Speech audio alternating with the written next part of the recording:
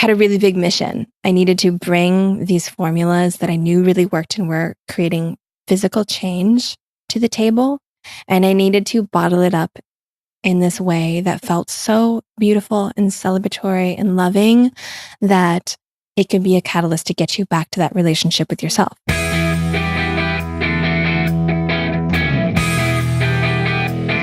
You're listening to the MILF Podcast. This is the show where we talk about motherhood and sexuality with amazing women with fascinating stories to share on the joys of being a MILF.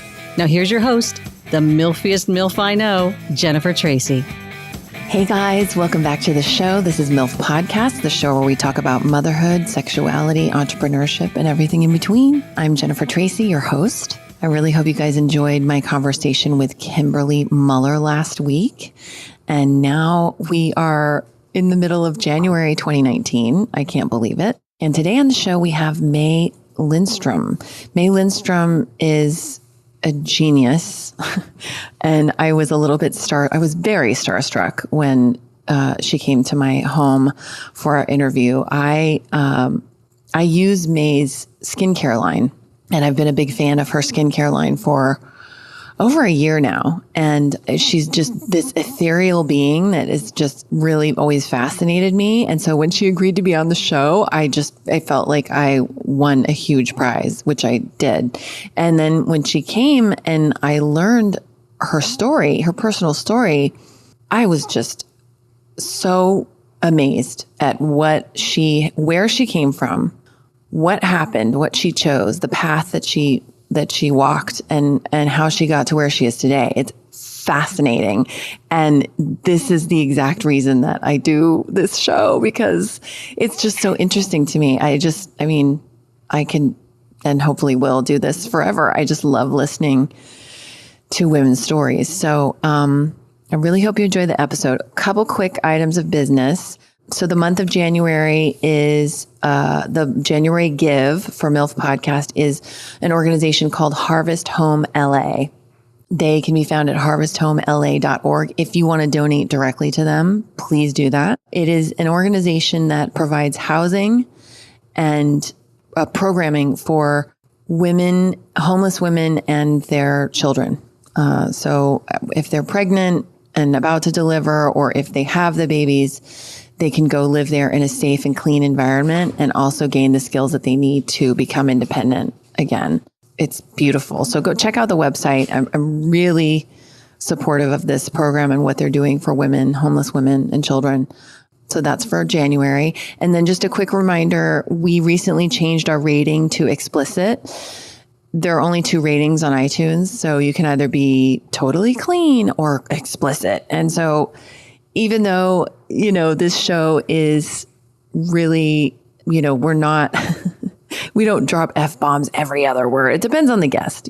Some people curse more than others, but I don't like to censor people.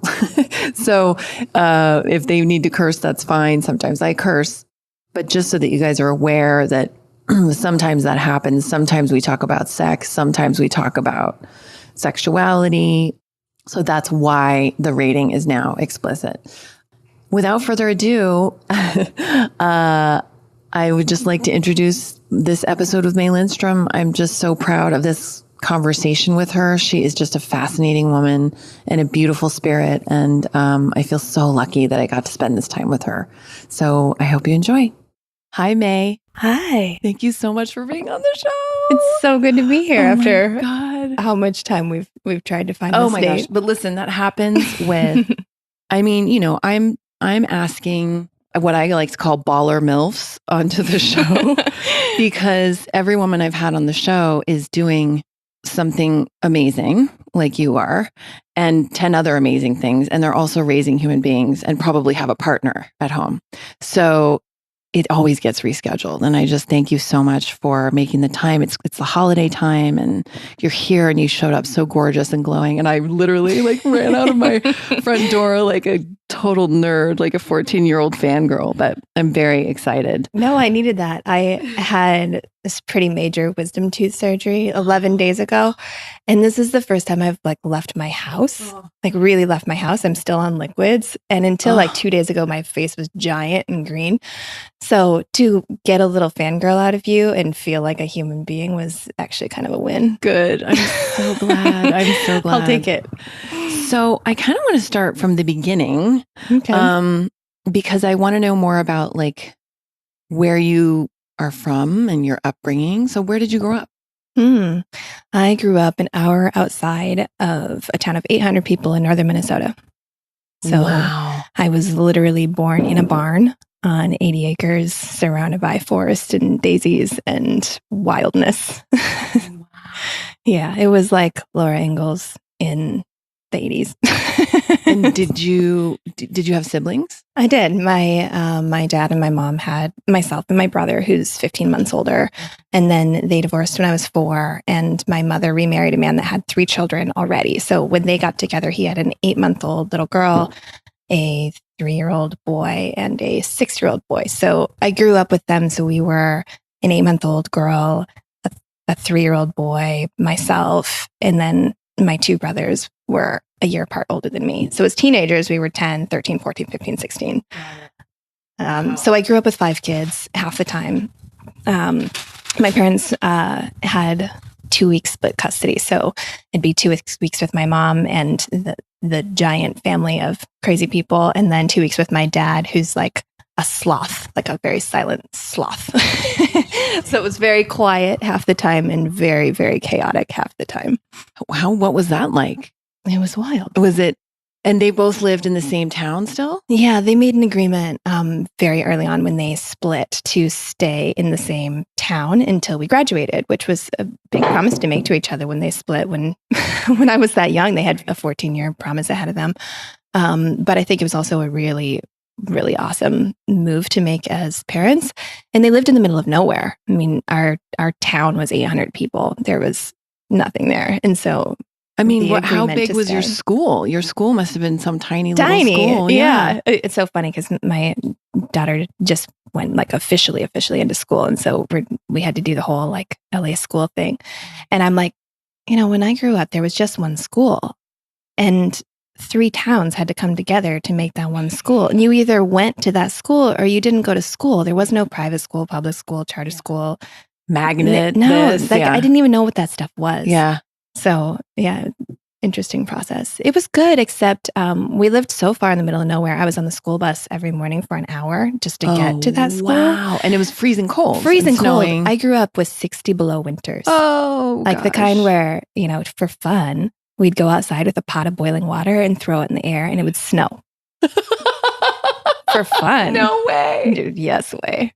Yeah, it was wild. You'd go outside and your nose would freeze. Like you'd breathe in and it would like solidify like a lake inside your head. Crazy. And I couldn't go out to the school bus with wet hair because it would just be all crispy. And you have a lot of hair. It takes a long time to dry. Yeah, it takes hours to dry. Oh yeah. Like I'm sitting on your couch. It's noon. It's not quite dry. My hair's still wet. Yeah. So growing up in that environment, I mean, I'm already piecing together, like throwing the boiling water and you had a fascination with nature and science. Definitely. And, being in the 80s as it was when I grew up, we had just gotten cable like in the late 80s or something. I don't know. Yeah, we had none of that. I grew up with a record player. Yes, I had an outhouse until I was 14 years old, like an actual outhouse with a star and a moon in the window. Like we didn't have running water. We had 60 below winters and no running water. My dad had dug this well and they would pump water and then we would bring it inside and we had a wood burning stove and we would boil the water on the wood burning stove after pumping it and after cutting up all the wood. It was insane. They made a very intentional choice, but I had a very odd childhood. So fascinating. So, oh my gosh. So that's how you had water and that's how you stayed warm. And what did you do to occupy yourself other than throw boiling water in the freezing air? Well, that takes a lot of time. We chopped wood. We chopped wood. Yeah. We boiled water. We cleaned. We did all the stuff to wash laundry we had to do all of that. We'd have to get the water and boil it. And we had, oh man, my brain is so fried. The wash buckets. Oh, yeah. We had those. There's this picture that my husband keeps around because he just thinks it's hilarious. It's me as like an 8 or 9 year old doing the laundry. I'm an 8 or 9 year old doing the laundry, which is funny enough because I just feel like kids just don't do shit. Oh God. Oh, my kid. Right now. My child will not make his bed. Yeah. He does it at his dad's house, I think, because he's a little afraid of his dad. But here he's like, No. I'm like, don't you want to make your bed? He's No, like, I'm on vacation. Yeah. Yeah. So there's this picture of me doing laundry and I'm in the yard with these 2 wash buckets doing the laundry, like really doing the laundry by hand. And, it's like 1990. Yeah. That's crazy. Crazy. So you grow up, you graduate high school in this small town. I left early. So I left home at 15. Okay. Which everything just kind of fast tracked for me because in my town, you either stay forever and, have 5 kids by the time you're 20 or you have a meth habit or both. So it's a tough place. It was a really beautiful place to grow up. So beautiful. It was the prettiest place in the world. And everybody's so friendly. The Minnesota nice thing. It's like, it's a thing. Yeah. Yeah. And so there's aspects that are really good, but it's also incredibly conservative. And I'm not. And my family wasn't either. We were the weird hippie family in this like little like farm town. And I was really, really shy, just brutally shy, like very smart, but terrified. And so if I'd even get called on in class, I just couldn't even like answer. I couldn't even talk. And I wasn't cool. Like we were super poor and, I had all these brothers. And so I wore all their hand-me-downs. And so I was just this awkward, shy girl who never talked and wore boy clothes and had a mullet. And it was just sort of awful. I was not set up to be successful as a cool kid.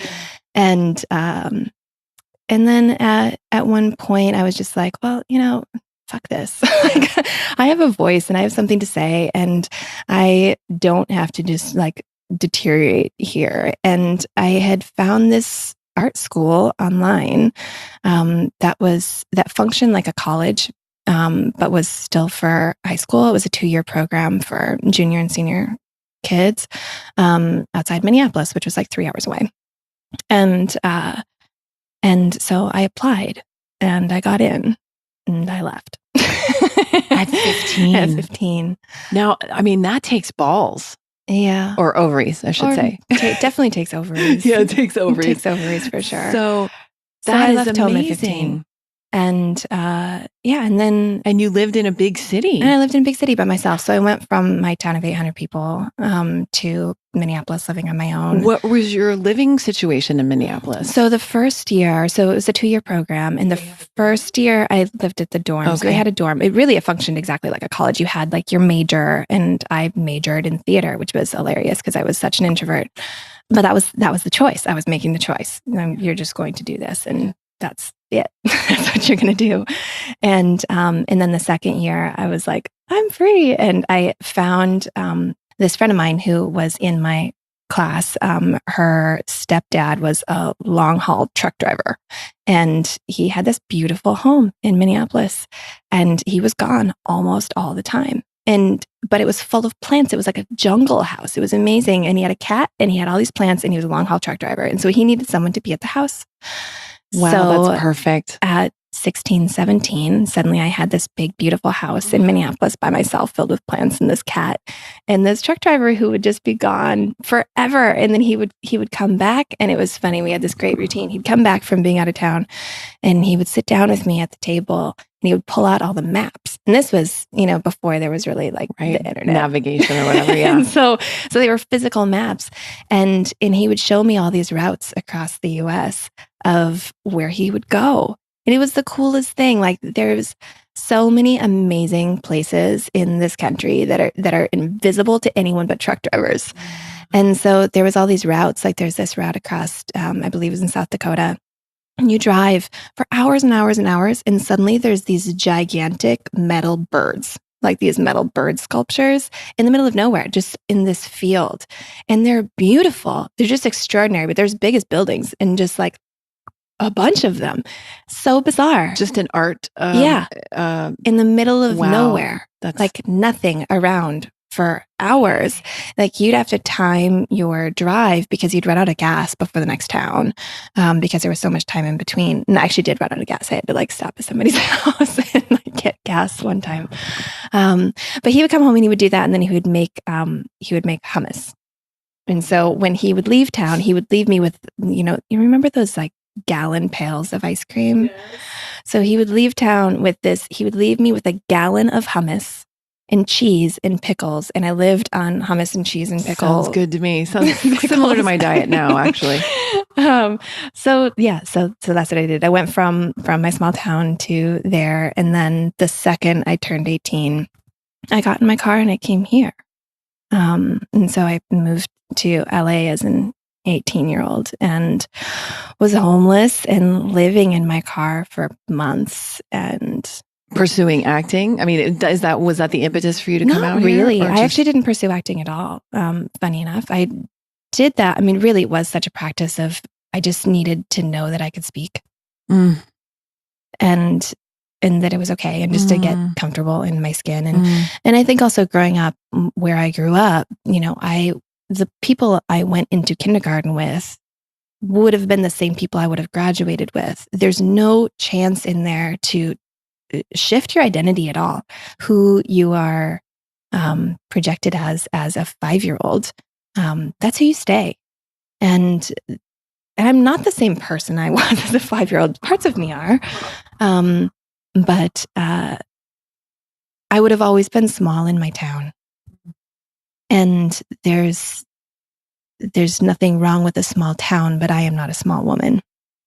And so I needed to be able to have the permission to be whoever I was and to find out who I was. And in that space, I couldn't even explore who I was. It wasn't safe to. Right.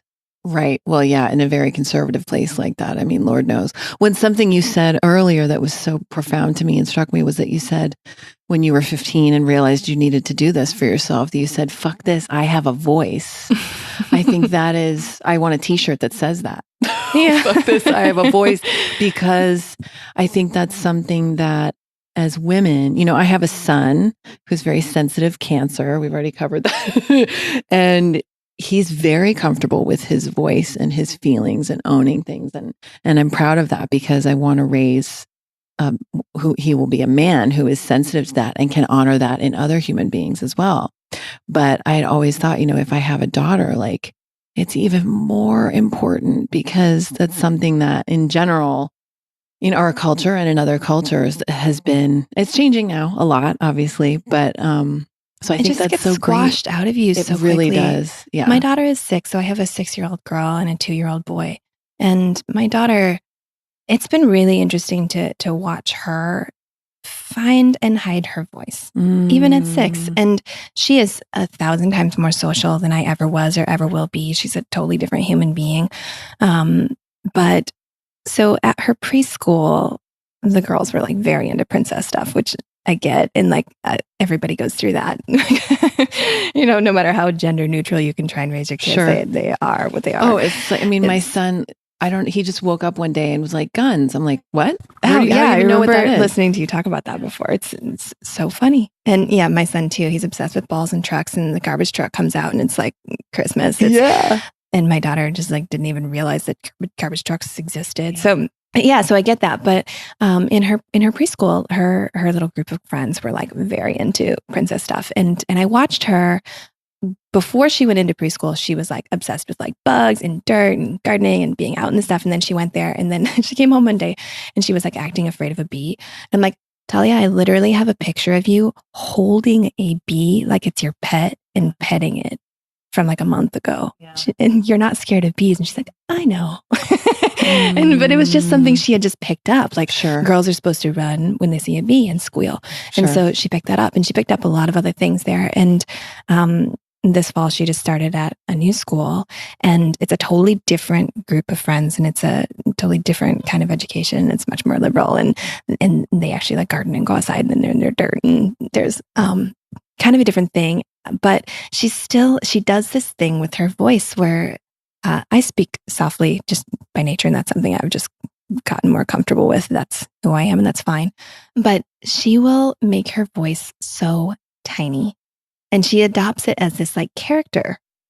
And like, you can't understand her at all. It's just like gibberish. You can't understand her.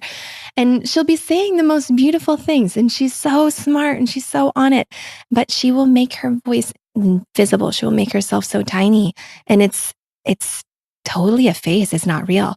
And so we talk about that all the time. Talia, use your full voice. I want to be able to hear you. Use your full voice. And so it's this constant thing in my house right now, is like helping her to remember that her full voice is good. And she's so like into this character voice that it's actually really hard for her to drop. Like, she'll know that she's doing it, and like, she can't get out of it. It's like if you fake an accent too long, it's like, Exactly. wait, how do I talk normal? I forgot what I sound like. Totally. I used to go down to visit when my husband and I were married. He's from Louisiana. We'd go down to visit his family, and I would start saying, y'all, this, yeah, just because you're immersed in it. And I think, yeah, that's interesting. Wow, that's so fascinating. So she's in that. And so I watch that and I go, okay, all right. I mean, she's got the natural innate personality that I know she'll get there and she'll own it. And she's so strong in herself in that way. It's just the voice. But I think because I had to work so hard to claim mine, that I'm projecting. And so I'm like, all right, back off. She's not me. Well, that makes sense. You have that sensitivity to that. I do. Yeah. Just, I want her to know that she can be all she is. Yeah. She doesn't have to turn it down for anybody. Yes. Mm. So you're 18, you're in LA, Mhm. you're living in your car, and what happens? If I tell you all the things, they'll sound totally made up. Yeah, I lived in my car and random places that I could crash. So I had a girlfriend with me, for one, like a girlfriend. So I dated women at that time also. So we'll just go there. So and I had met her. So that was another thing in my small town. There was no gay people. I was just going to ask you. I'm sure, like, where I grew up, I didn't even know that was a thing. I didn't even know that was an option. So we'll skip forward in a minute. I'm married to a man currently, and so we'll come back to that. But growing up, I didn't even know gay people were a thing. I didn't know that was. I also didn't know that like there was people that weren't white, and not from any kind of small-minded way. Just literally no exposure. So when I moved out of my town and moved to Minneapolis to an art school, everybody was gay. Your world burst open. Or yeah. trying to be gay, or figuring out if they were gay, or certainly playing with like all colors of the spectrum there. And there was people from all over the state and from all different cultural backgrounds. And it was so cool. It was so cool. It was so much fun. I'm sure it was like an oasis in the desert. Yeah, I mean, the for you. whole idea was that I can be whoever I want to be, right? And I can figure out who I was. And that was like such a wild thing, because I had been like stuck in this, well, she's kind of like the weird, like quiet outcast girl. And I'd been that for 15 years in my small town, and to suddenly be somewhere where nobody knew I wasn't cool. And so I remember the first like couple weeks of school. So it was a 2-year program. And so there'd be like the second year kids and the first year kids. And so the second year kids would like talk about the first year kids who were coming in. And I started hearing that there was a name that they were using to describe me. And I was the girl with the fuck me eyes. And what did you think when you heard that? Oh my God, my brain about exploded, because I was like untouchable.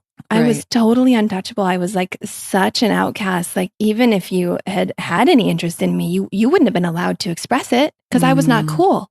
And so I was the girl who in like 4th and 5th grade, 6th grade, when people started like holding hands and experimenting with dating and, crushes and whatever, the popular boys would talk to me as a joke.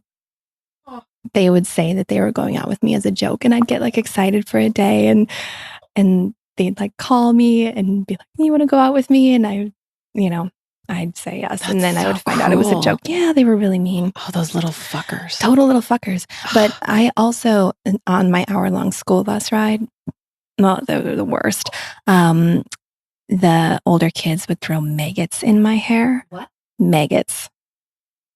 Oh my God. That is Maggots. so horrifying. Is that not the most honey? horrific thing? Oh my God. I think about that now and I imagine someone doing that to my daughter. And you'd kill them. I would kill them. Yeah. Oh my God. Yeah. So they were just awful. So I'd come from that and suddenly I'm in this school and I'm like, just kind of like finding my way and like, oh, wow, this is like such a different territory. People respected you. It sounds like you felt respect. Well, and they just saw me different. I mean, just the idea. And even and again, like, I mean, it's saying funny. Fuck me eyes is respectful. No, it's not. But it was cool at that age. It's at that age, it was like, wait, what do you mean? Like someone sees sexually me attracted at to me all, or sees me as a sexual being. At all. Yeah, just period sees me. Wow.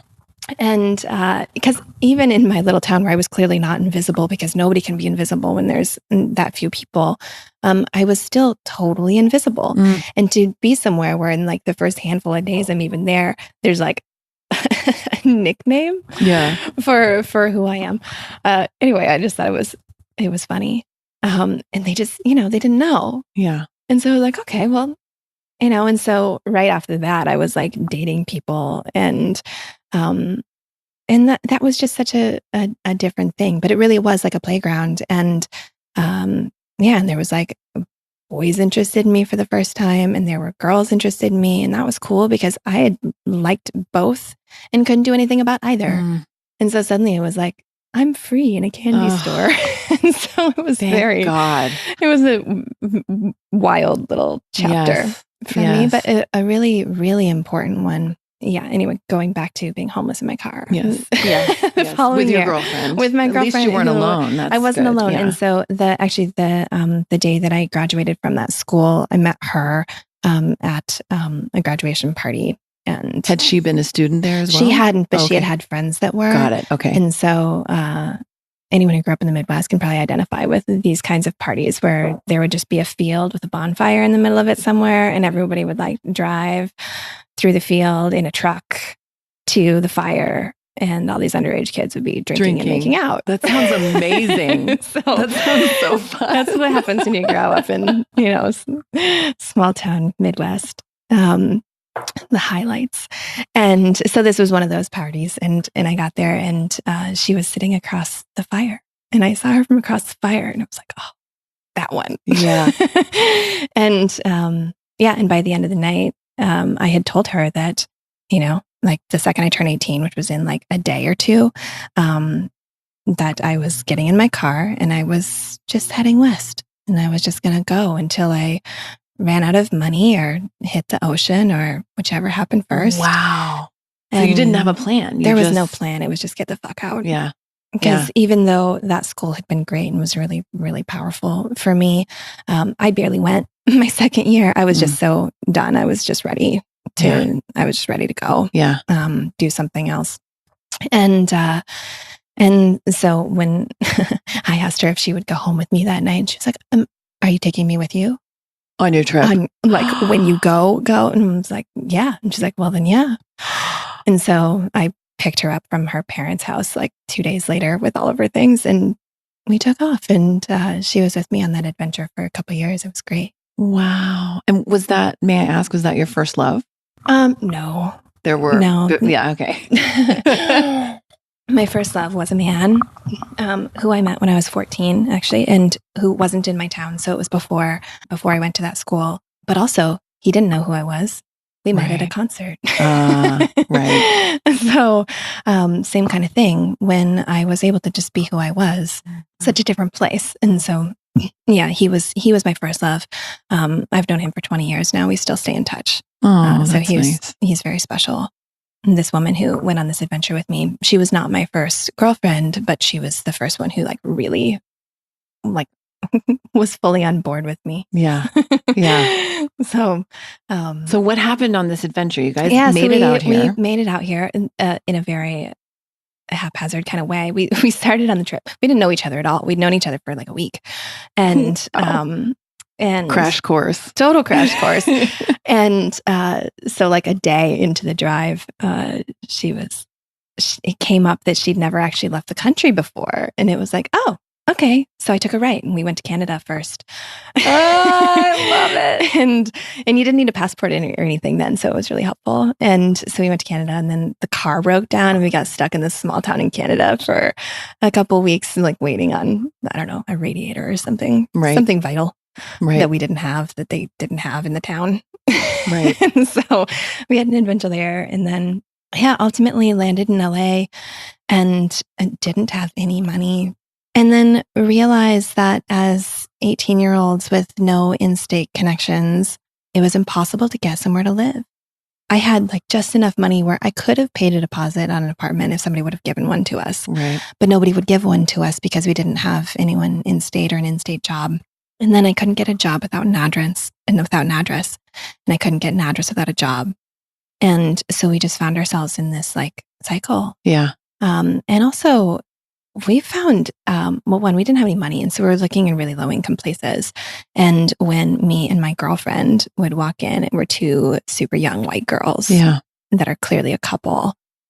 We just had people over and over like say straight to us, like, you wouldn't be safe here. You can't live here. Yeah. And sometimes they wouldn't say you wouldn't be safe here, but we knew that's what they meant. And they also wouldn't say directly, you're not welcome here. But that was also very clear. Wow. And so we were just forced to live in our car.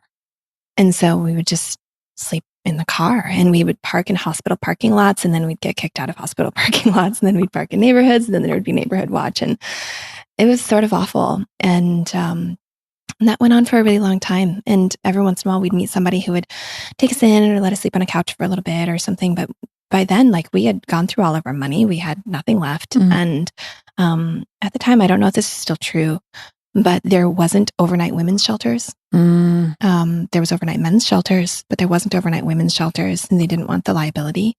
So there was no option for us outside of that. And we were trying so hard, like every day, all day, we'd be out trying to get jobs, and nobody would hire us for anything. And finally, there was a resource that was really helpful, which was a place for women and women with children to go where they could just eat and use computers and take a shower. And so we would go there, and they would give us these grocery bags of food. They'd give us 2 grocery bags of food twice a week. And so we mostly lived off that. And it would be like, here's a can of potatoes. We're going to mix it with a can of corn, and that's going to be a meal. And that was, that was how we ate for a long time. I have this soft spot for Butterfingers, because in the bottom of each of those bags, there'd be a Butterfinger. And so it was like gold. Oh. And so, it was a really interesting time. But through that service, I met a woman who got me an interview to be basically a teacher, an instructor at a center for adults with disabilities. And I had grown up, my little brother was developmentally disabled. And so I had been a caregiver for him, and I had trained in that and been part of his education as a young person. That was one of my teenage jobs. And so I had a little bit of history and a lot of heart and passion about it. And so I got an interview, and they hired me. It's also incredibly low minimum wage. I can imagine, especially back then. It was probably like, I think it was like $7.50 an hour or something insane for a really hard, really, really difficult job. And so I had a classroom of 20 something adults. Wow. From 21 years old to 92 years old was my spectrum, with all types of developmental disabilities. And just you?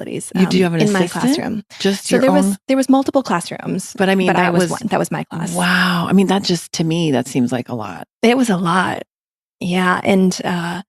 And probably half of my class didn't speak English at all or very well. Wow. And I didn't really speak Spanish. Such a practice, but really important. And it gave me a job while working there. One of the other instructors there, he was living in a garage And he let my girlfriend and I share his garage. Oh. And he was illegal. And so it was always this like really nerve-wracking thing. It's like, well, now we're sharing half of a garage with this man who's illegal, but such a beautiful soul. Yeah. And there were just so many stories like that. And then at one point I had this brilliant idea. What if we just sleep on a sailboat? Because, I don't know what the word is, but the rent basically for like, where to post your sailboat is like only like a couple $100 a month or something. Yeah. And I'm like, I have a couple $100 a month. Now I have a job. I can afford that. Yeah. And I had found this sailboat on Craigslist for like $800 or something. And it was like, it was tiny. It was a 12-foot sailboat. Yeah. It was like, that's all you need just for two of you to all sleep. I needed was, because I was like, it's the perfect solution, because then there's showers at the dock. You can get a mail slot. So we could have an address. We just sleep on the water in this little 12-foot boat. Like it's very funny, creative, but it's kind of romantic. Yeah. And so I just thought I was brilliant. So I, took all of our money and bought this sailboat and got the slip. And the month later, they changed the law. No. And said, you can't sleep on your boats in the marina anymore. God. And so then I had this boat and I had this and then I tried to sell the boat on Craigslist, and this guy fucked me and took the boat and never paid. And it was just a series of these things. So that went on. There was more iterations of that than I could probably go into. And then we went to Mexico, because we went, being poor and next to homeless in LA is actually really rough. And maybe it'll be better in Mexico. My 18-year-old brain. Right. So one day we, after saving up for a little bit, we packed up just a backpack, just one backpack, and got on a bus and went to Mexico. And we spent the next several months doing that. We went all down one coast and all on the Guatemala border and all the way up the other side. And it actually was much better to be homeless in Mexico. It turns out there's a lot more people who will take you in, and clearly much less expensive to feed yourself. We could go to the market and just get a piece of bread and some tomatoes and avocado, and that was a meal. Yeah. And it was a better meal than we'd been having. Yeah. So those adventures continued for a while, and then we just kind of ran out of steam and went, all right, what's next? And we'd made our way all the way back up the other coast of Mexico, and the next bus out went to New Orleans. So like, well, cool. We've never been to New Orleans. Yeah. So we got on the bus and we went to New Orleans, and both ended up getting a job at a restaurant. And I had previously worked in restaurants. I'd been working in restaurants since I was 13. So I started working real young. I had a couple of my own little side businesses before that at like 8 and 9. You did? Wait, give me at least one. I need a taste. Okay. There's a couple. So my first one was, I started a greeting card company when I was 8 or 9. My dad, he's so cute. He still makes these greeting cards that are just made of other people's greeting cards. So anyone who sends cards to my dad and to me at the time, we just would save them all in this box. And then when it was, the time for someone's birthday or graduation or Christmas or whatever, you'd go into the box and you'd cut it up and you'd, paste it together with something else, and you'd staple the things together, and then you'd put it on construction paper, and then you'd paint it, and whatever. Yeah. And so I made a company, Smile 5 Cards. That is amazing. That is amazing. And I had a little suitcase, and I would put my cards in it, and I would go door to door, and I would sell these little greeting cards. That's incredible. You were full on entrepreneur at 8 years old. That was my thing. And I mentioned that I'd grown up in this field of daisies. And so my brothers played baseball. And so I'd go and I'd pick daisies, and I'd bring this like bucket of daisies to the baseball games, and I'd sell daisies. And then when I was 12, I started a stepping stone company. So, those like cement things that you walk on in a garden to make the garden path. So I made those. So I'd have like a big thing of cement in a wheelbarrow and start. It was insane. Incredible. It was so That's heavy incredible. and nuts. And then I would But you were determined. I was so you super had the determined. strength to do it. Yeah. And both my parents were entrepreneurs. And so it never occurred to me to work for someone else. And it always occurred to me to work. And so I just had these things. And so, and then I would build these frames and then I'd pour the cement into it. I hurt myself so many times. And then because it's heavy. So heavy. Cement is crazy heavy, especially when it's wet. My mom and stepdad's house, there was a river going through our yard. And so I'd pull these river rocks out of the river. And then I would make these patterns in the cement that were like lizards and things. I can't even. This is so amazing. That is amazing. Oh my gosh. It all makes sense though now. But wow, that's amazing. Why was I talking about that? Well, because... and then I was working in restaurants. So when I was actually somewhat legitimate, old enough to work, you can work in a family restaurant, I think when you're 13 or 14, I think. And I think the first year I wasn't actually allowed to. And so they would just like pay me an ice cream. And I didn't really care because I just wanted to work. And so I started working in restaurants when I was 13 or 14 and did that all through high school.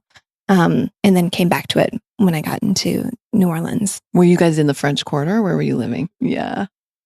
Well, once we had a home, when we first landed there, it was real rough. We lived actually in a hotel.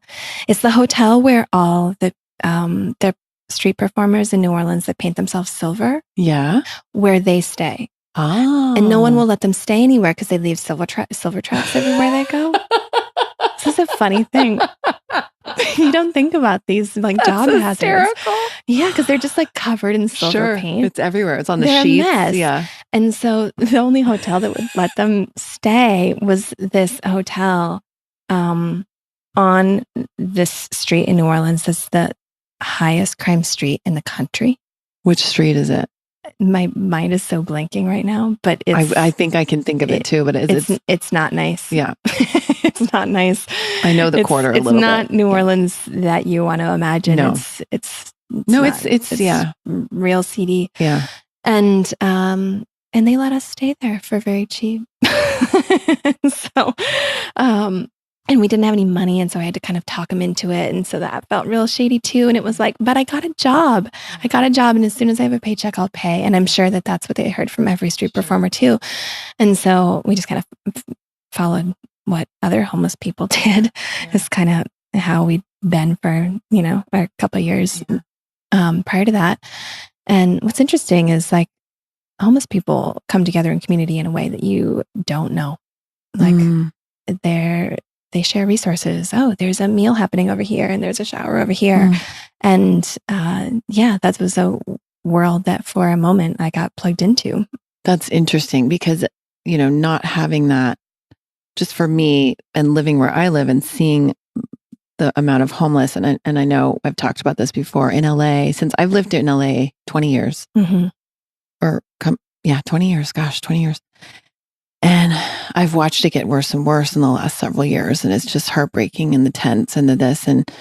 And normally previously I've thought that like, oh gosh, it feels being on the outside in my totally privileged life, my very white privileged life, that it's just every man for himself or herself. Every woman or man for himself or herself. But I do see that a little bit with these tenting communities. Like I can see even just the community. I mean, anyway, that's interesting that you had that very personal journey and that personal insight into. And I forget sometimes because now I am on the privileged side of things and I forget. Yeah. And, and even then, like we were still weirdo outcasts. Yeah. We were still like this weird girl couple. Right. Like we had shaved heads. We had all the things like going for us. And, but we were staying at this hotel and it was awful. And apparently our room had been like, I don't know, where you go to get drugs for a long time or something. And so all night long, people would just be banging on the door, like with all their force trying to get in to our room. Sure. And the room was so awful. Like we would come in at night and we'd turn on the lights and you would just see thousands of cockroaches just scatter. It was so gnarly. It was really, really, really gross and so scary. And how long did you stay there? We were probably in that hotel for a few months. And then one night at a bar, all these stories are going to sound totally made up.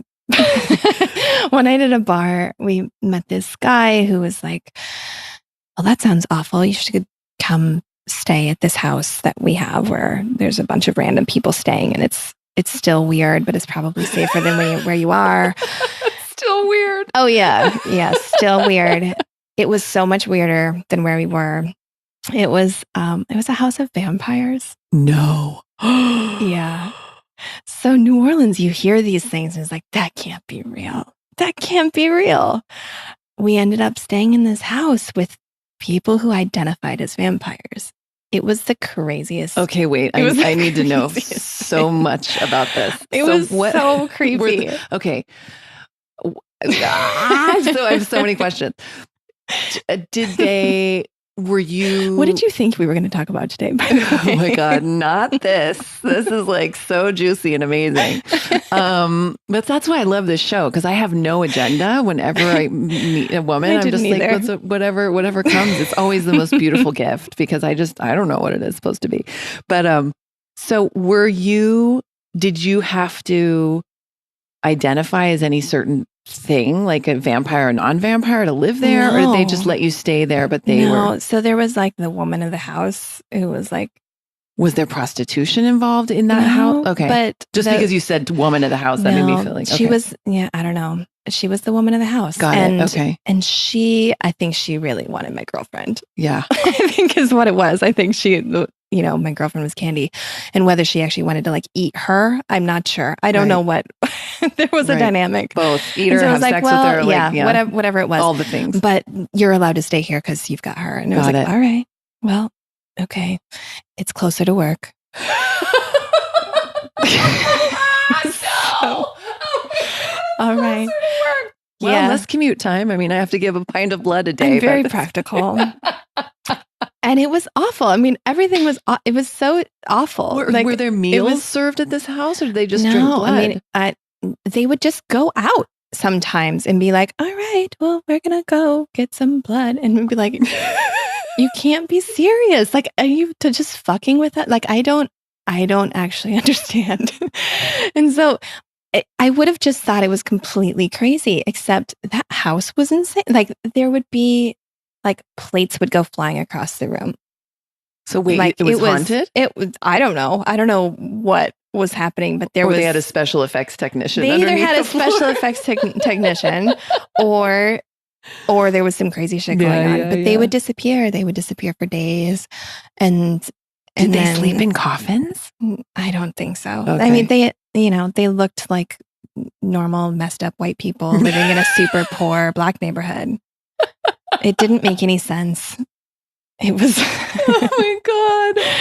Yeah. That's amazing. It was something. And the taxi drivers wouldn't take you there. Like, we would finish work late at night, and that part of the city wasn't like even like safe for taxi drivers to go to. And so we'd tell them where we wanted to go, because we'd be working the French Quarter, and then we'd be like, we need to go over to this district. And they'd be like, no.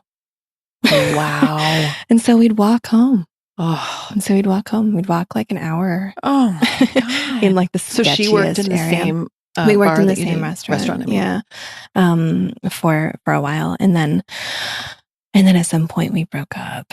And then I moved out and left her alone with the vampires for a minute, which was like, oh God, I'm the worst. Well, you were 19, 20, whatever. Yeah. And then I fell in love with my boss, who was our boss, and moved in with him. So I'm sure it was great for her. Yeah, it all ended up working out. Then through being with him, during that relationship, I started doing other things. I started working I was still cooking, and I was still working in restaurants because that was really my heart. But I moved to, out of that restaurant into a better restaurant so I could like really cook. Because So you were cooking in this restaurant? So or the you were first restaurant waitressing? I was waitressing, and I really didn't want to do that. I wanted to cook. But you know, that industry is so funny. Funny is not accurate. It's aggressive and it's very male. And I was a young, pretty white girl. And so I would interview at these places and they'd be like, well, you can host. Ugh. You can wait tables. Right. We like what you look like out here. And I was like, no, I want to cook. Mm-hmm. I really want to cook. And I was out to dinner at one of Emeril Lagasse's restaurants with my boyfriend one night, and we just had the most fabulous meal. And I was like, told the waiter, I was like, can you please have the chef come talk to us? Because I just want to say thank you for this meal. And the chef came out, and I was just kind of gushing at him about the meal. And I was like, look, I've been trying to cook. And like, I've been cooking since I could walk. Like, food is what I do, and I really just want to cook. And he's like, cool. You want to come cook? Be here Monday. And I was like, really? And yeah. And so I started And that's cooking. like a nice restaurant. It was a nice restaurant, but it was an all black male kitchen. Interesting. And me. So how were you received in that element? Like a girl. Yeah. And so they had me on the end, like it was an open kitchen. And so I'd be like making desserts and making the desserts beautiful. So I took a lot of pride in it. I made the most beautiful desserts you could ever make. And it was like, fine, you're going to put me with like the flowers and the fruit sauces. I will make art out of these flowers and fruit sauces. But then it was obnoxious because when the kitchen wasn't open to the public, then they'd have me cook. And so they knew I could cook. And so when the public wasn't there, I'd be making sauces and I'd be, coming up with things, and I'd be, coming up with like, I don't know, I'd be cooking. And then like when the doors would open, it was like, all right, back to the dessert station. Oh, and do you think that was because there was a hierarchy in the kitchen? And no, because I eventually, at one point, when I ultimately left that kitchen, I looked down the line and I had trained every person on it. They had all passed through my station, and I had worked all of those stations. And I looked down the line and it was like, yeah, I'm just going to forever be this, just this woman. And that's problematic for me. Mm-hmm. I'm quiet, but I have my own ideas. I was just going to say, you are, but I'm a certain kind of quiet. You're not. You're also very explosive in your creativity. Just having sat with you for however long we've been sitting here, and then knowing what your business is and how you lead your life and stuff. That's a very Gemini. That's interesting. Yeah, it's definitely split personality. So while I had been working there, I was also working crazy hours. I was working like 80 hours a week because I would work the morning shift. I'd be there like before sunrise, and then I would ride my bike home and take my dog for a walk and ride my bike back and do a second shift. Wow. And so I was hardly sleeping. I was working all the time. And I just thought, if I just show up enough, like I will prove myself and I'll be taken seriously. And then I'll really, really be able to do this. And this is such a great opportunity. And we made such excellent food, and, and it was a place with a great reputation. And there was various, restaurants in that family. And so there was opportunity for growth, and, being a cook in New Orleans is always taken pretty seriously. I could go anywhere. And so I knew that there was a lot of opportunity there, but it was also really soul crushing in a lot of ways to just know so clearly that I wasn't held back by anything except that I'm woman and I'm white and I'm female. And I had to take on such a kind of, masculine kind of persona. I had to be much more like outwardly aggressive than I am as a person. And to balance that, I had started working as an art model for artists in New Orleans. And I had just kind of come up. And part of that was my own like kind of growth in my own identity too. And being comfortable with being seen still was a thing. Like, I'm still here. I still exist. Like, and not feeling attractive necessarily, but just seen. and the ability to be female. And in art, that was so celebrated. And so I could go sit with a painter and be literally just in my skin. Yeah. And I was a nude model for the most part. And so I'd be working with these artists, and they just saw me. They just saw my beauty, and they just saw my energy, and they didn't need anything from me except for me to just be in presence with them. I had started doing that just as kind of an outlet, just to balance this like very male force that was my everyday. Yeah. And I would go sit with these artists, and I would be completely in my feminine. And I was a painter too. And I love that part, and I love to paint. I'm also totally allergic to paints. Which, we'll get into the skin story eventually. But, and so I had to stop painting because I would get these like blisters and rashes, and it just didn't work for me. It doesn't work for me. Yeah. And, so it's just a part of food. me. You have to paint with organic, substances. Exactly. Yeah. And I tried doing that on paper. It didn't really pan out. So it was just this outlet. And I had worked with a number of artists in that way. And then I started working with photographers in that way. And then these photographers and different artists that would do this really fine art work with me, some of them also worked in fashion. And so at a certain point, some of them would be like, oh, you'd actually be perfect for this like totally mainstream thing. And it was like, oh, that's weird. That never occurred to me as a thing that I could do. Right. How old were you at this point? I was 20. And still living in New Orleans. Or so. Yeah. Yeah. And so also there wasn't like a big fashion market there or something, but there was a number of photographers who had second homes in New Orleans and would be there doing their art. And they were actually like really great, like fashion or beauty photographers who also lived in New York or in London or wherever they were. And so they started using me on real projects, and it was like, oh, well, this is interesting. And then I wasn't very available because I was working all the time in these kitchens. Right. And then they'd want me for like a job. And I'd be like, well, I can't, I'm working. And they were like, well, it pays X. Yeah. And I'd be like, oh, fuck. That's like a lot more than you make in a month. Probably. Than what I'm making in a month. Yeah. And so I started saying yes sometimes to things like that, and not with any aspiration of like, oh, I really want to be a model. But again, it was kind of a practical thing. It was like, well, I'm already doing this for free, just as an outlet. Yeah. And if they want to pay me and pay me more, and I'm not really being like fulfilled in what I want to do with cooking anyway, sure, let's try it. Yeah. And during that chapter of just sort of feeling out what it looked like to have both of those worlds in action at the same time. My boyfriend at the time, both of his parents within 2 weeks of each other were diagnosed with cancer. Oh. And they lived in New York. And so we made the decision to leave, to go to New York to be with them. And so suddenly it was like, okay, well now I'm leaving this job anyway that I probably wouldn't have left because I really was just trying so hard to just make it work there. Yeah. But now I was going to leave anyway. And so there was no risk. And so the idea was, all right, well, let's try saying yes a little bit more to these opportunities that are coming up, both in the art world and in the mainstream modeling world, and see what it looks like to do this in a city where this actually exists. When I need to, I'll just go get another cooking job. And I've been here long enough that I should be able to get hired somewhere decent. And and what happened was I never went back to the kitchen. Modeling turned into this kind of weird accidental career. Yeah. It wasn't something I tried to do. It was something that just kind of kept happening. Yeah.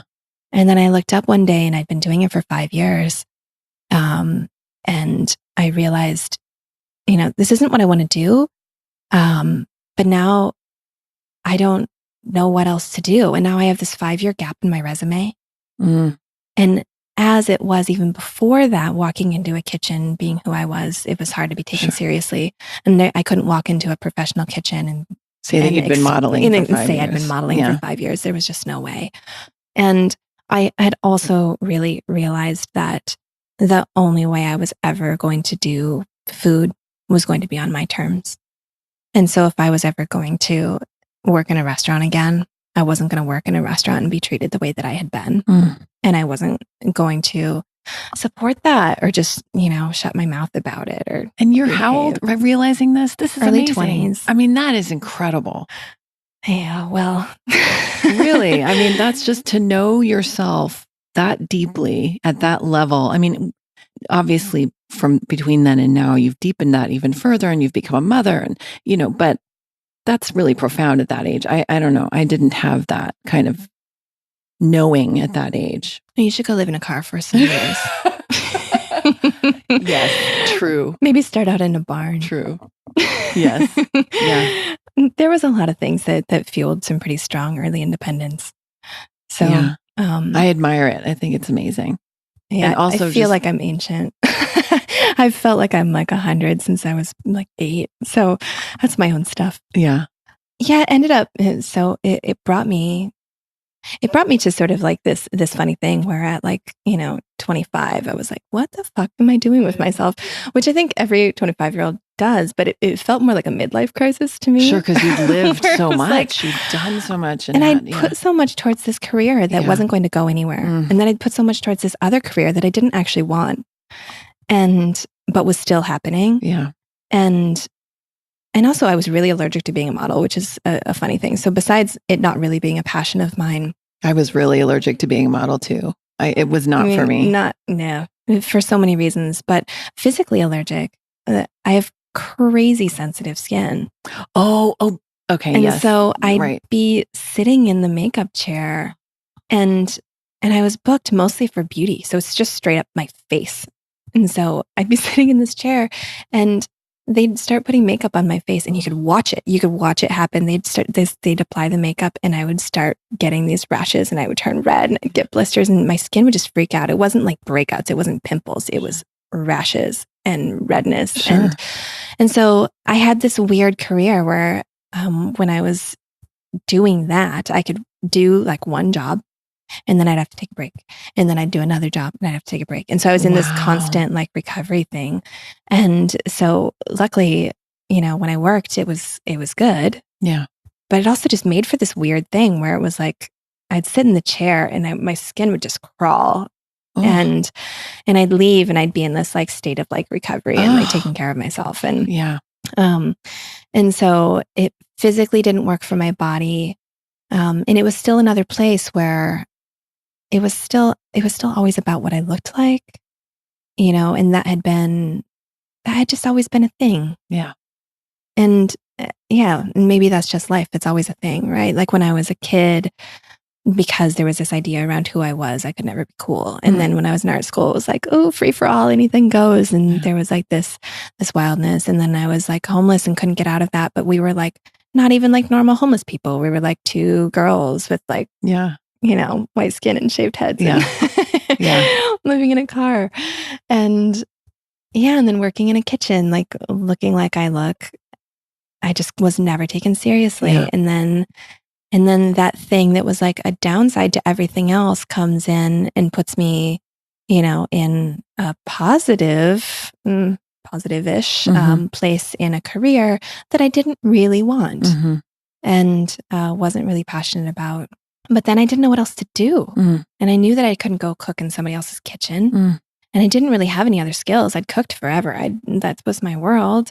And I'd just been like a model. Like, what am I going to do with that? And so I started working as a makeup artist because that's what you do when you've been a model and you don't want to model anymore.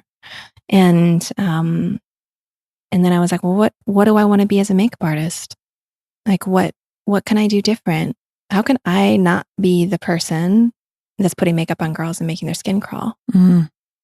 And so then I really made it my mission to really honor the girls that were in my chair, to let that be a place of relationship building and connection. And so then I tried to give them all the love. And so whoever was in my chair, both in terms of really just honoring who they were and not just like, okay, next blonde up. Yeah. But also what I was putting on their skin. And so at the time, this was the mid to late 2000s, there really wasn't much happening in green beauty. Green beauty was not a term. It wasn't something that people were talking about or doing. There was only a couple makeup artists at the time who were working with natural products. And there was very few natural products. There wasn't great brands to choose from. There wasn't anything like what there is now. Yeah. And so I had this weird mishmash kit where like I would just make stuff.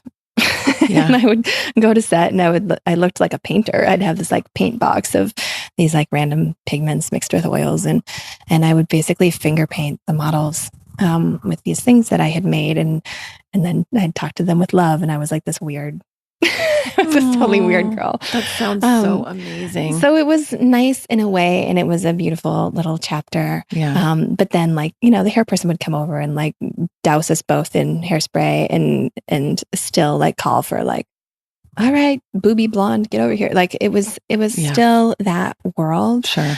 And so even though I was like doing all that I could to be like a little positive drop in the bucket within it, still was not where I wanted to be. But during that time, what was helpful was there was a lot of people who had seen what I was doing in that little corner, and they'd see these random little potions that I would bring. And they would, after doing that for a while, I had had enough people sit me down and tell me that if I didn't start bottling this and really doing that part for real, that I was an idiot.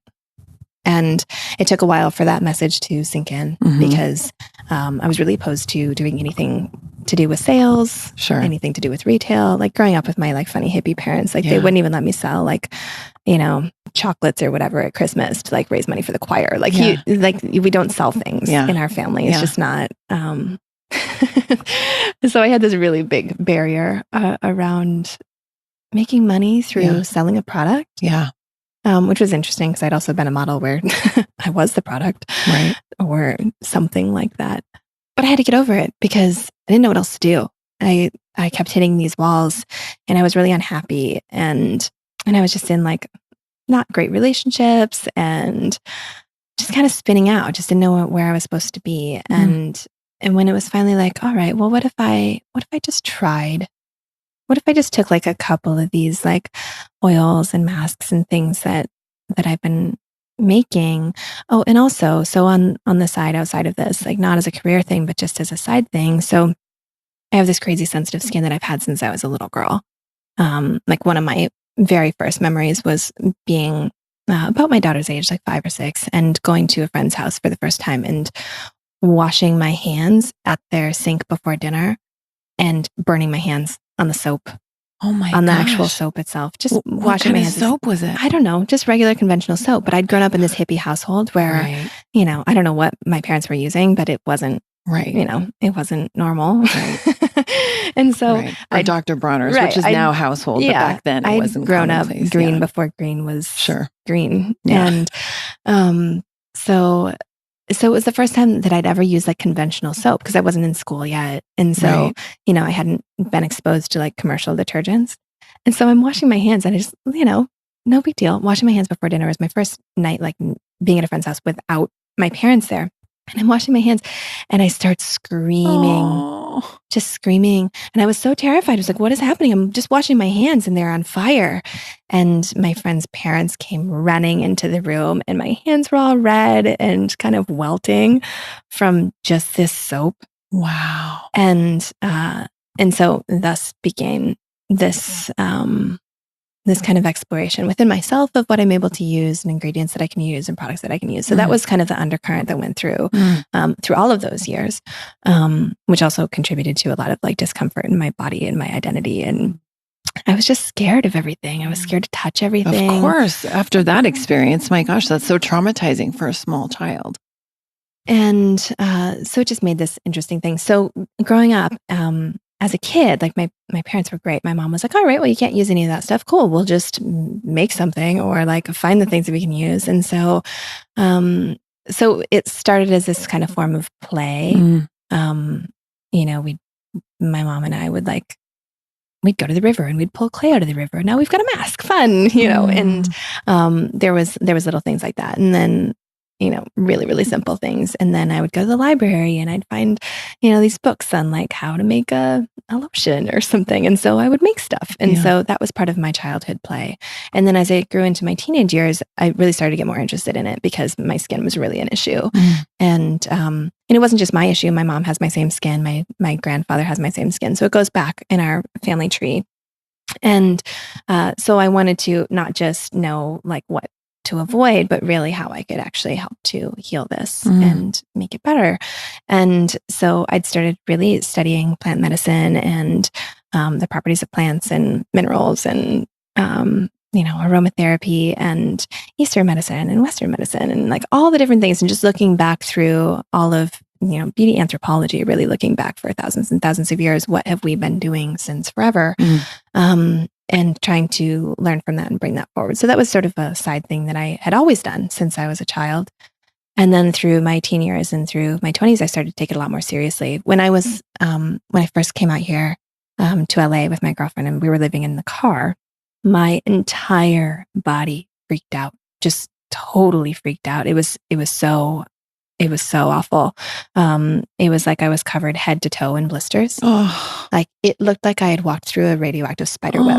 Like I was patterned, like my arms had this like camouflage pattern going all the way down them. I'd be at the grocery store and little kids would look at me like I was a monster and like hold on to their parents. It was terrible. And it was really painful. And so for years, that was like the undercurrent of all the other things that were happening. But I was also taking that as an opportunity to just learn more and more and more all the time. So I was really determined to be a cook, and that's what I was doing. And I was doing all those other things and, just busy being, weird homeless girl, but also studying about this. And on the side, through my cooking, through my modeling, through everything else, I had started doing these bespoke formulations, working with people like myself. Someone would come to me and they'd have a condition even worse than mine, and I would help them. And we would sit down and talk about their skin and what they're eating and how they're living and look at the whole spectrum. And then I would design a protocol just for them. And I would find the plants that worked just for them. And I would create these formulas. And it was cool because it was one-on-one. And so I learned so much. I had everyone coming to me from, psoriasis, dermatitis, eczema, rosacea, post-cancer, radiation therapy, acne, the whole spectrum. And so I learned an incredible amount about all these different skin types. And it was really just something that I just was doing for fun. And then doing that on the side. So you didn't, I'm sorry to interrupt you. Yeah. You didn't charge these people for this? You just did no, it as not a at service? the time. It was just a service. And, well, in the beginning, I did ultimately charge for them. But in the beginning, it was just something that I wanted to do because I didn't think that was a career. And again, I felt so weird about charging people for stuff. I'm a little funny about money. I'm in my own way for sure. And so I didn't want to charge them. I just wanted to help pick their brain, see their skin, have this playground to work with and build these relationships, and to be trusted by somebody in that capacity was so valuable to me. And so it started from there, and I was trying to make money as a makeup artist and whatever, thinking that Still that was in New York?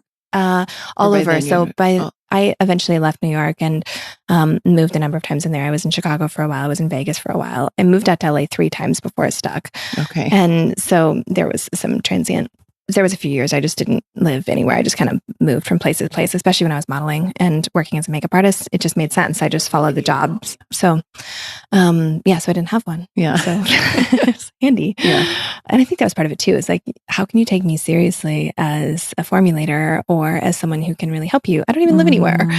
And so it was just something that I was just doing. But, around the time that I was really hitting my wall with being a makeup artist and starting to think about how could I do this differently is when I started charging for that service. And that actually really helped because then people knew that they could actually hire me, and which I didn't really realize that people needed that permission. It was oh, this is a service. Okay, I get it. Yeah. And then word of mouth really just grew, and I had so many more clients. And so I was staying really busy doing that.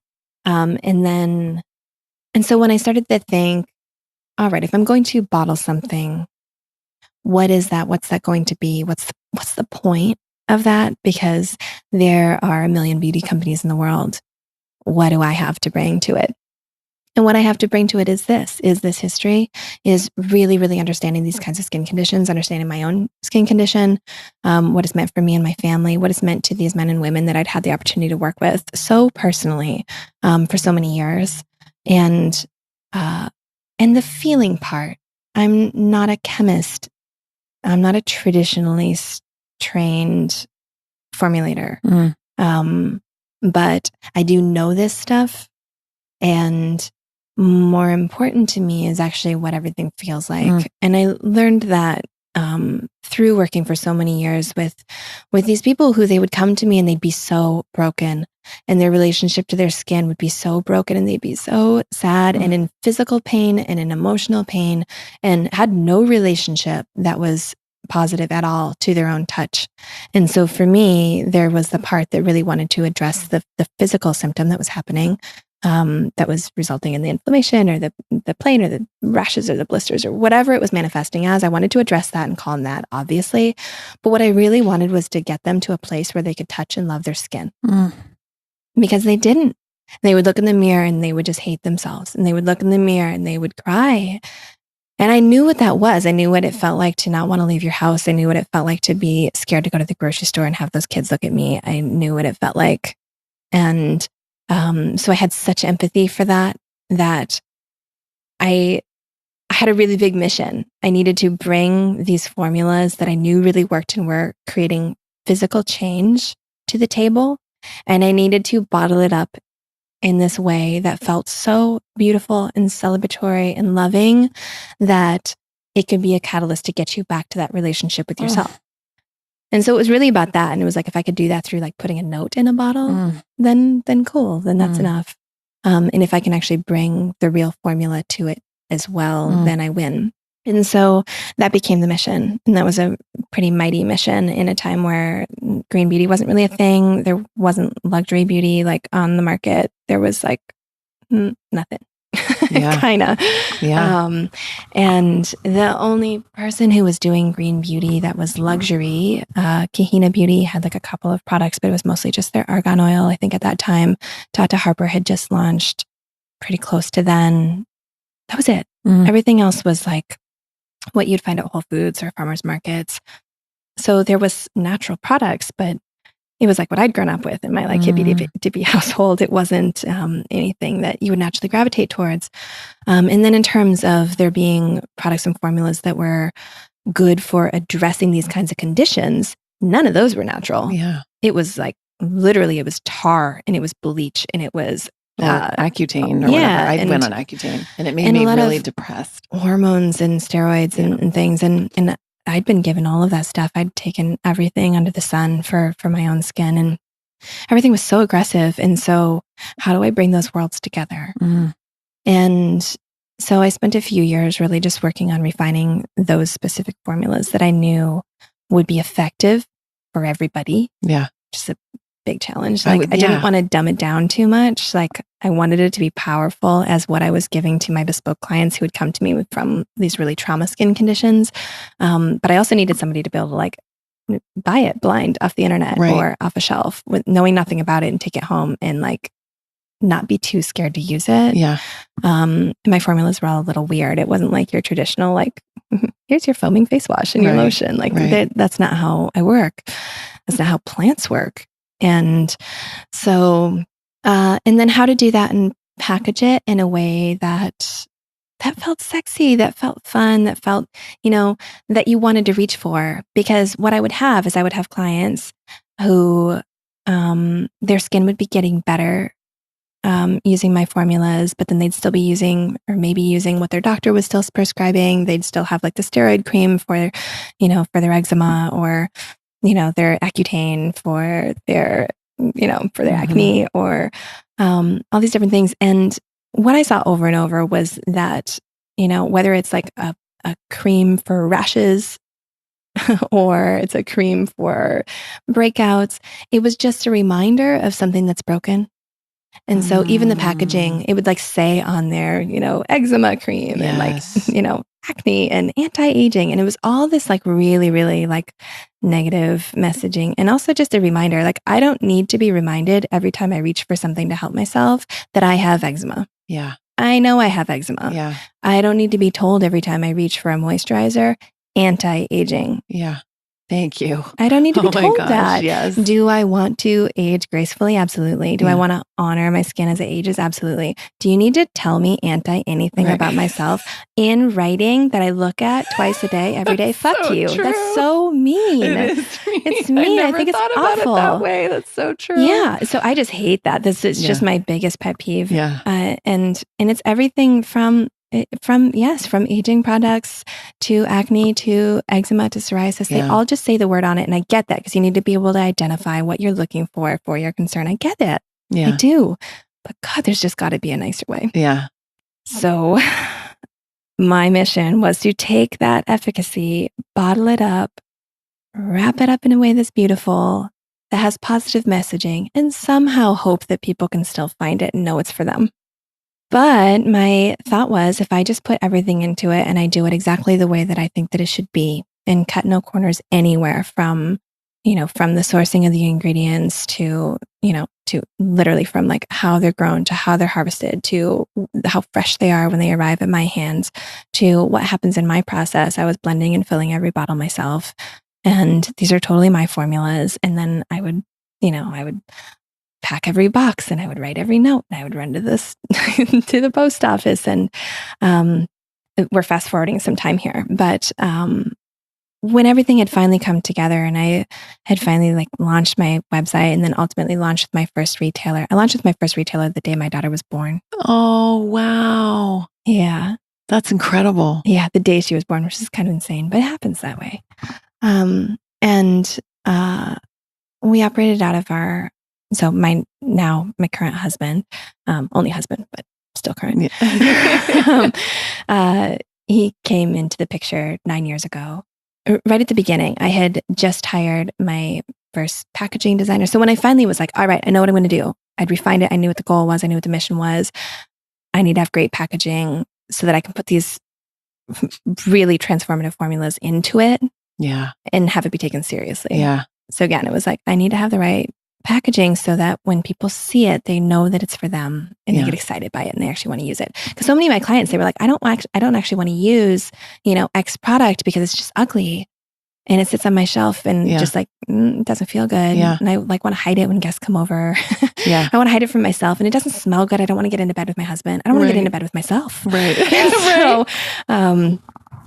So it became this thing where it was like, all right, it's got to be really beautiful. So I found this packaging designer and he's amazing. And I've been working with him for 10 years now. And I knew him before my husband, who I now have 2 kids with. So history there. And we just made the most beautiful thing that I could imagine. Yeah. And everything from like the weight of the paper to the gold foil printing to, we just went so over the top. And it was like, I was so scared. I was like, nobody's going to care. Nobody's going to care. There's not even a market for this. No one's doing this. There's nothing like this. There's barely green beauty, much less luxury green beauty, and certainly not at this price point. And it had to be at this price point because it was damn expensive what I was doing. Sure. And it was just me. Yeah. And so it was this totally insane thing to do. But my husband jokes, like my goal was always, I had this little cupboard in this little like studio that we'd set up in a bedroom in our house. And it was like, my goal is just to pay for that first round of ingredients and that first round of jars.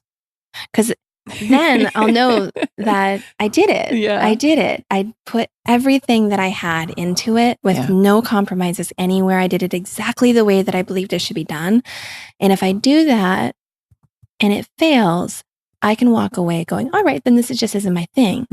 But if I cut a corner anywhere, even if it's just like slightly less heavyweight paper, I might go, well, maybe if it had been better paper, it would have given a different impression. Or like if I use like, the regular shea butter, you can just click a button on the internet and have land at your doorstep in 2 days. I'd save some money. But if people didn't buy it, would I go, well, what if I had just gotten the like really fucking mind-blowing, super fresh, good stuff that's just loaded with all the real things that really do something for you? Maybe then their skin would have loved it. Yeah. And they'd come back. So you went all out. And so I just so went all out. It was like, I never had to wonder. And so if I just throw everything at it, then I can either walk away knowing that I had given it everything and it just wasn't a hit, and that's fine. I can make peace with that. Or it'll be a hit, and that's something I can stand behind. So luckily, it was a hit. Yeah. So, wow. Yeah. I mean, I have to just add, like, so I got turned on to you by my friend Mercedes Marino. I want to say one of my pole dancing teachers. You have to tell me about your pole dancing. Oh yes, you must come. She's obsessed with you. She's like going to freak out when I tell her. She's in Maine right now with her family, but she's going to freak out when I tell her that you were in my house. Is she here? She's in LA. Oh, you'll have to introduce me. Oh, she loves you so much. I'm ready to meet my women. Okay. Oh, you'll love her. This is She's my amazing. chapter. You'll come and we'll do a class. Okay. That sounds terrifying. But she went to see you. She makes it so loving and amazing. It's very dark. There's no lights. It's like, perfect. Yeah, it's great. You'll love it. But she'd gone to see you somewhere in Santa Monica do a talk a couple years ago. And she said, this woman, I want to work with her. But I just want to. And so she brought the Blue Cocoon to class and she put it on me. And I was like, what is that? What is that? That's my other child.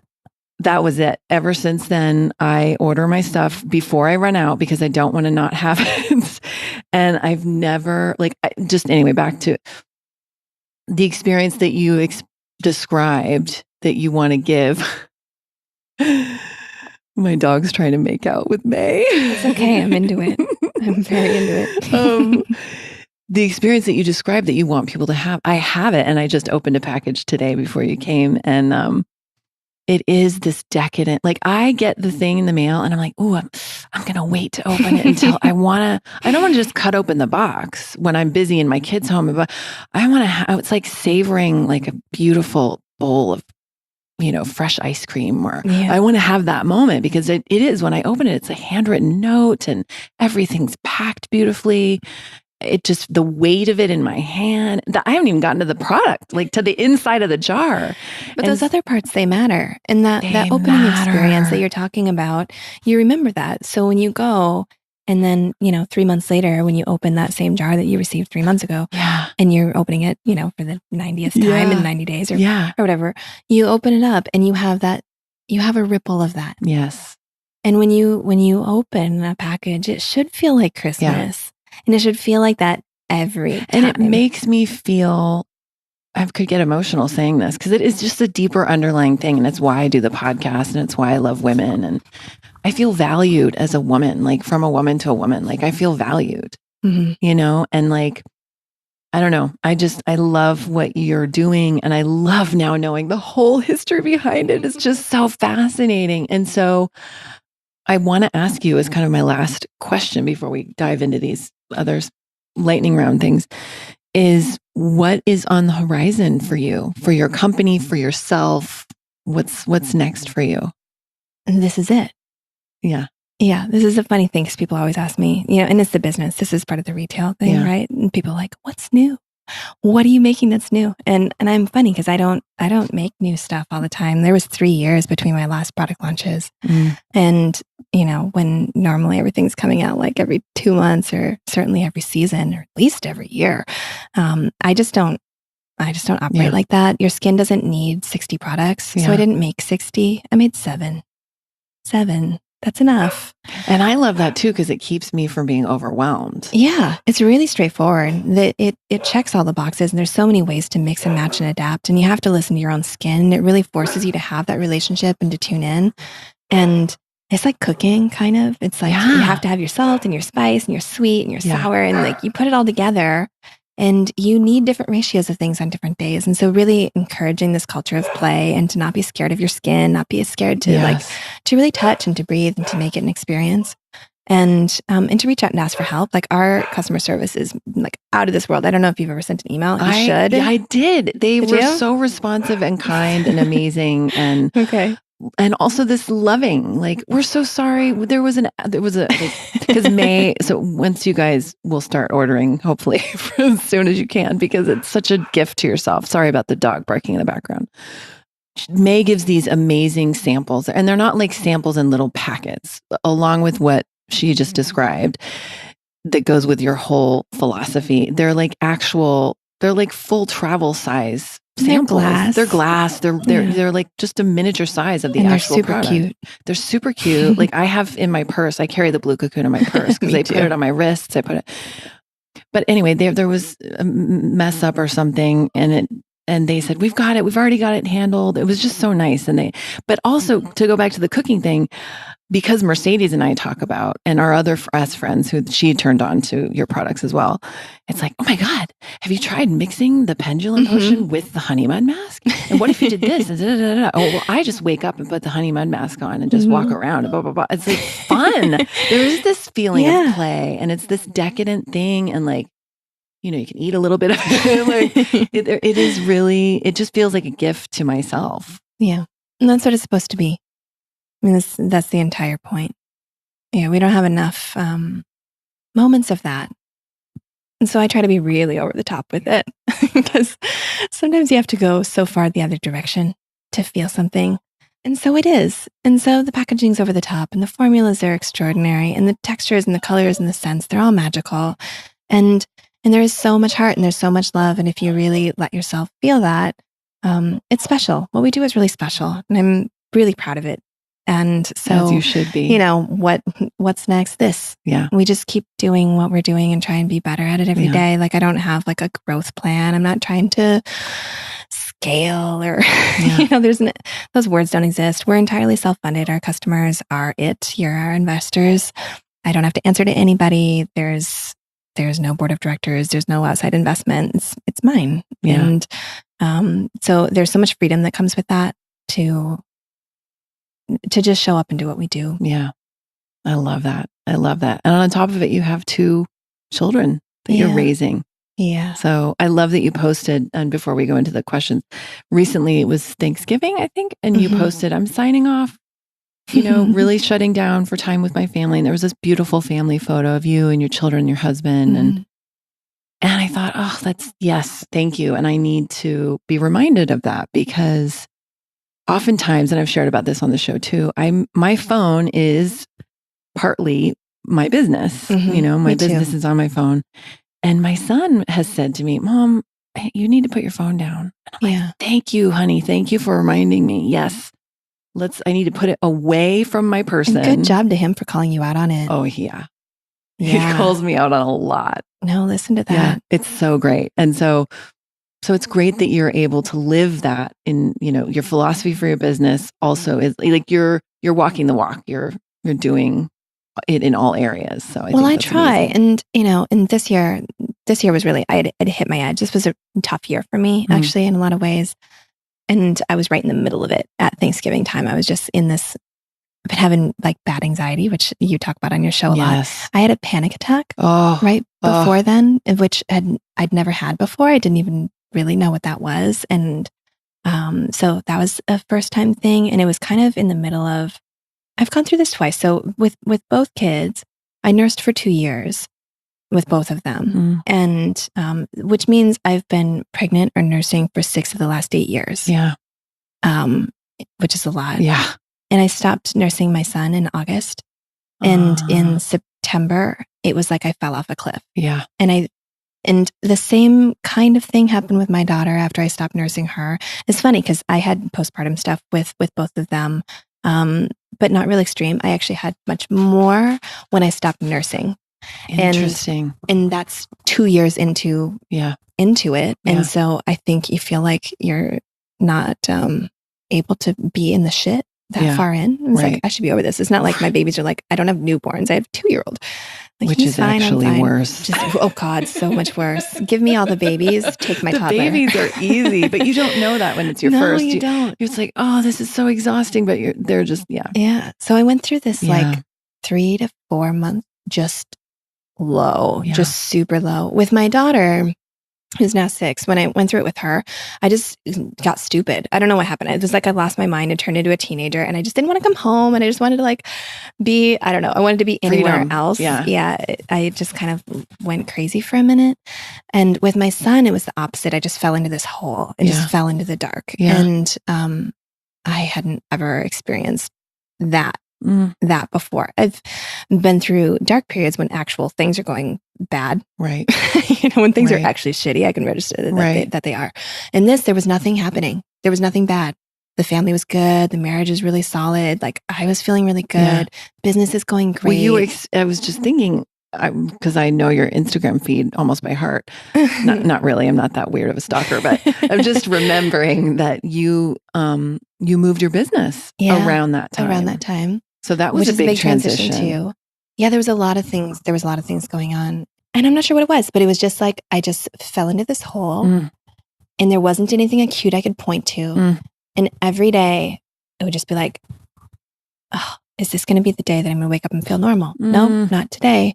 And that just kept going on. And then somewhere in the middle of that, I had a panic attack. And yeah, so things were just weird. And then normally during, Thanksgiving and traditional in all businesses and beauty businesses, you do something for Black Friday. Right. You do something for, that time.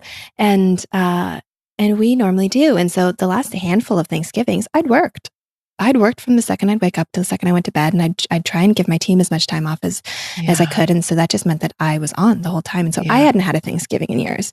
And it was like, you know what? I really need this time. I really need this time with my kids. Yeah. And so we just had it off. We just closed the company and closed it for everybody. We didn't ship. We didn't take orders. We didn't answer emails. We didn't do any of it. And it's like, there's not a skincare emergency. Yeah. Everyone can wait. It'll be fine. Yeah. And, there's going to be people who are disappointed that there's not like, some big promotion going on. But, again, you always, with every single order, you get these treats. Yeah. I mean, I try and make every like it's already there. one so special. Yeah. And we do fun things throughout the year. Yeah. And this year I just needed to claim it. Yeah. This is mine. And I think it's easy to forget. If you look, like you said, you're on my Instagram all the time. So, it's all beautiful and shiny and perfect. It's not real, right? That's highlight reel. And people don't realize how small we actually are. We're still a really small company. We're still a drop in the bucket in the world of beauty. And we're a really intimate team, and it takes all of us. And so if one person goes on vacation, we all might as well go on vacation, because like we can't swim without all people on board. So we kind of have created a little bit of a precedent of doing that, where like, if we all really need a break, we just close. Yes. And if that needs to happen during Thanksgiving and we like, lose out on like some big like sales period, whatever. Yeah. I'm so grateful that we're a strong enough and sustainable enough business now that like I can make a decision like that. Yes. And I can wow and delight all of our clients in some other way on some other day and still spend Thanksgiving cuddling my kids. Yes. And that's the ultimate. That is the ultimate. So I'm working on that. Yeah. The what's next, really, we continue doing what we're doing, and I need to take better care of myself. Because I'm not in a position to go into a hole. Yeah. Yeah.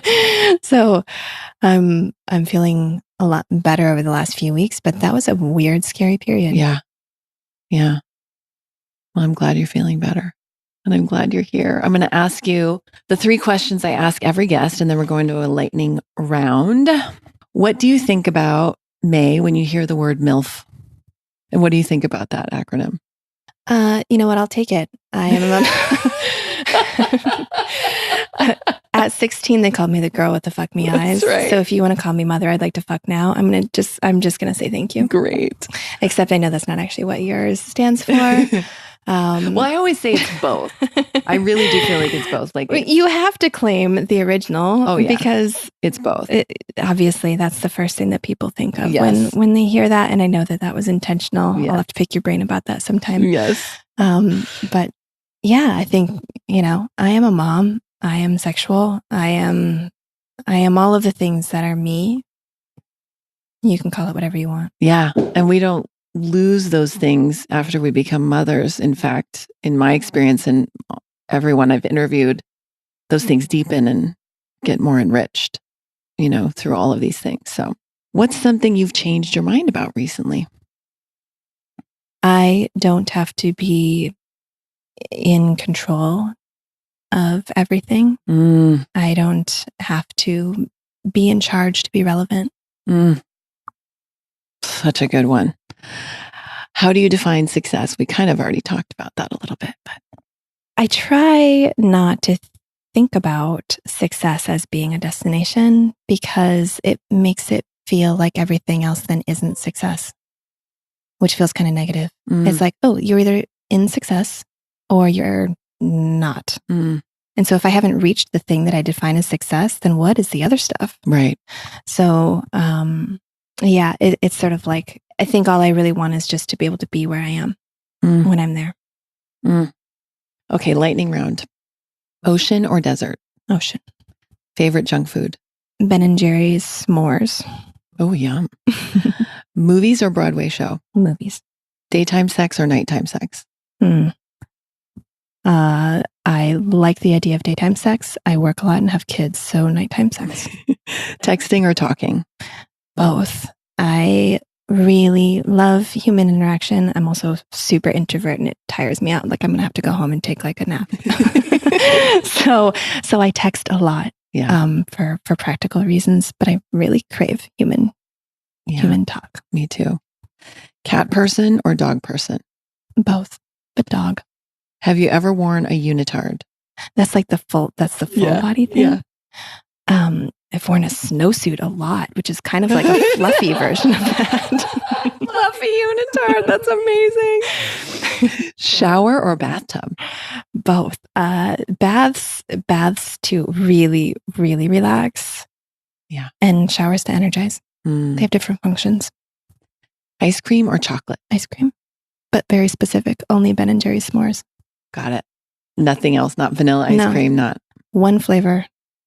And I eat the whole pint. Oh, yum. And I can eat a whole pint every day if it's there. On a scale of 1 to 10, how good are you at ping pong? 0. It's probably will go behind me. Okay.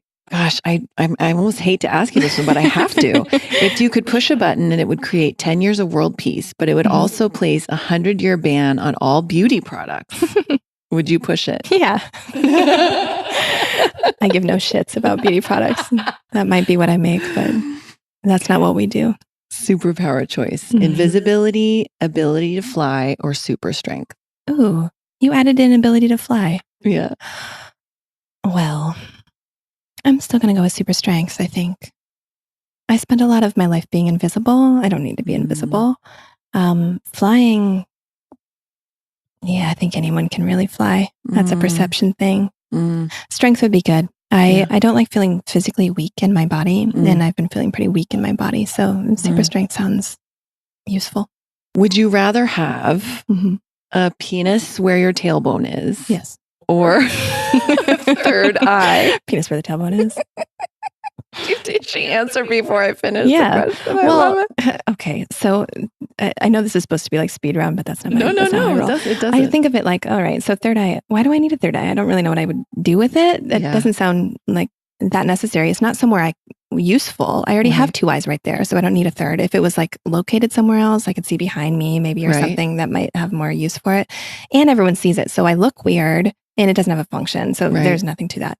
The penis, nobody would know about necessarily unless I told them. And if you had the right person, it could be fun. Yes. So the whole world doesn't have to see it, but it could be selectively. You have a wonderful secret. But it could be selectively very interesting. Yes. Yeah, why not? That's a well thought out response, May. Also seems more easily removable if I change my mind. Right. True. What was the name of your first pet? Onions. What was the name of the street you grew up on? So this is a hard one because I didn't grow up on a street. I grew up on a minimum maintenance road that didn't have a name. Oh, wow. Okay. So I am really bad at this poor name thing because I have a cat named Onions and a no name road. So I don't know where you go with that. I mean, I think it's Onions no name. Onions no name. Yeah, I'm not going to go very far in porn. Which is why it's great that you have another career that seems to be going just fine. Yeah. Oh my gosh, May, so wonderful to chat with you. Thank you so much for being here. You are welcome. It was a pleasure. Thanks so much for listening, guys. I really hope you enjoyed my conversation with May. Next week on the show, we have Joanne Astro, who is Claudia Rappaport-Lano's mom. She blew me away. She absolutely blew me away. And one of the most fascinating women I've ever met. Our conversation was hilarious and heartfelt and just had all the things you want when you go to an excellent movie and you have your fresh popcorn in your lap. I mean, not in your lap, like in a bag. Anyway, you know what I mean? I say, way too much. Truly. And Derek edits it out so I don't sound like a total idiot, but I say it a lot. Thank you so much for listening, guys. I can't wait to come back to you next week with a fresh episode of MILF Podcast. Go ahead and go to my website, milfpodcast.com, to grab your copy of 7 Habits of Baller MILFs. Talk to you guys soon.